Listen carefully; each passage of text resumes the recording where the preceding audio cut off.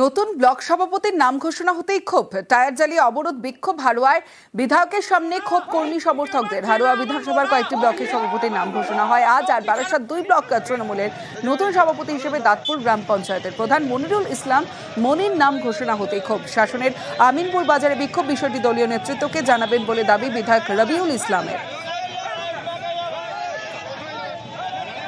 আমরা চাইছি যিনি সর্বজন গ্রাহ্য, সাধারণ মানুষ যাকে নেতা হিসেবে মেনে নেবেন এমন একজনকে সভাপতি করা হোক।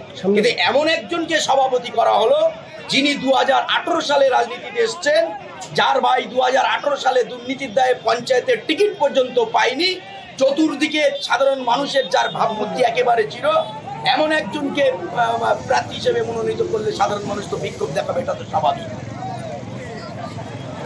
এটা দলের সিদ্ধান্ত, এটা তো আমার সিদ্ধান্ত না, বিধায়কের সিদ্ধান্ত না। এটা দল একটা সিদ্ধান্ত নিয়েছে, আমি কর্মীদের সঙ্গে কথা বলেছি, যেটা হচ্ছে এটা আমি দলকে জানাবো।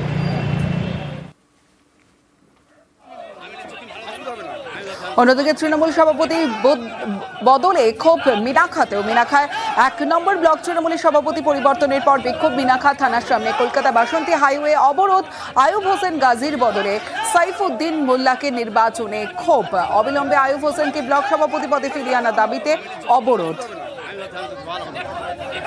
মাত্র 2 বছর আগে সিপিএম থেকে উঠে আসা এক ব্যক্তি, সে মিনাখা তৃণমূল কংগ্রেস সম্বন্ধে কি বোঝে? কিছুই বোঝে না। তাই আমাদের দাবি যে হাজী আইয়ুব হোসেন গাজীর সেই সাজানো বাগান যাতে মিনাখার মানুষ বিপন্ন না হয়ে যায়। হাজার হাজার দর্শক আজ পদে নেমেছি পুনরায় বিবেচনা করার জন্য যে হাজী আইয়ুব হোসেন গাজী যেন আবার পুনরায় মিনাখার 1 নম্বর